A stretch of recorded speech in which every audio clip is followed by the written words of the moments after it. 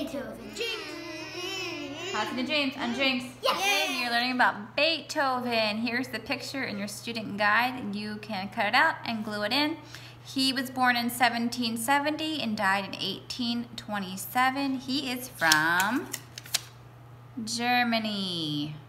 Beethoven's father was his first teacher, but when he was about 30 years old, he started to go deaf, and he wrote most of his most amazing pieces while he was deaf. Beethoven is considered one of the greatest composers in history and is famous for his symphonies. At this time in history that is not mentioned in your student guide, but just so you have a glimpse of where Beethoven falls within our history, in 1814, Francis Scott Key wrote the Star-Spangled Banner, and in 1823, the Monroe Doctrine was written. Beethoven is quoted saying, "Music is like a dream, one that I cannot hear." The first piece we are going to study, let me turn it on. You can glue this piece into your student guide. It is called the Moonlight Sonata. It is officially called the Sonata number 14, but it's more commonly known as the Moonlight Sonata. It was completed in 1801. Beethoven instructed that while this piece is being played, it should be played very delicately and that without dampers. Dampers are the pedals that are on the piano. We're going to take a peek at those in a couple of minutes. But the foot operates the levers that are at the base of the piano, and it changes the instrument sound. What kind of mood do you think Beethoven is trying to convey with this piece? How do you feel listening to this music? The second piece we're going to listen to, it's right here, is with the piece you can glue into your student booklet. But the you push play. It's called Missa Solemnis. And it was written in 1819 to 1823. A little loud. But Beethoven wrote this piece around the same time he wrote his very famous Ninth Symphony. This piece was written with 5 movements. With this piece, we were introduced to the vocal quartet. And so that means that there are 4 voices that are within this singing arrangement. There is the sopranos, which is a high female voice, an alto, a low female voice, a tenor, a high male voice, and a bass, which is a low male voice. Listen to the piece and see if you can pick out each one of those 4 pieces.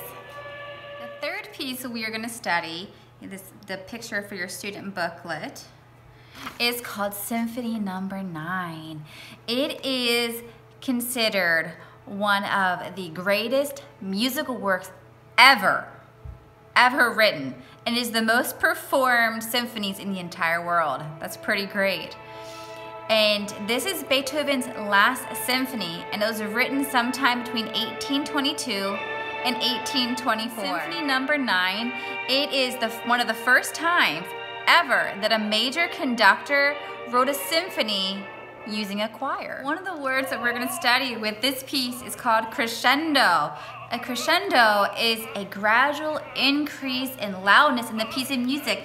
Listen to how Beethoven uses the crescendo to make a dynamics and drama. He kind of creates a movements and depth to his music by using crescendos.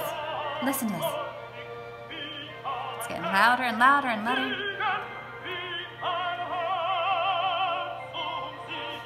The final part of the symphony is known as Ode to Joy, and I am pretty sure you probably have heard it before. Let's listen to it. And here it is, Ode to Joy, the final part of the symphony. The fourth and final piece you're going to listen to, you can glue this picture into your student booklet, but it is called Für Elisa.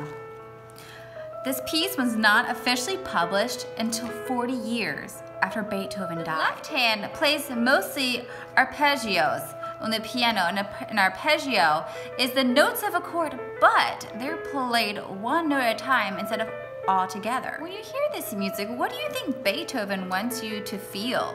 What does he make you think? What do you think he is trying to convey to you? Earlier that the piece of the instrument that we're going to be studying today is called the dampers, which are the pedals on the piano, and I'm going to show you our piano, but our piano is a little bit broken because one of the pedals is missing.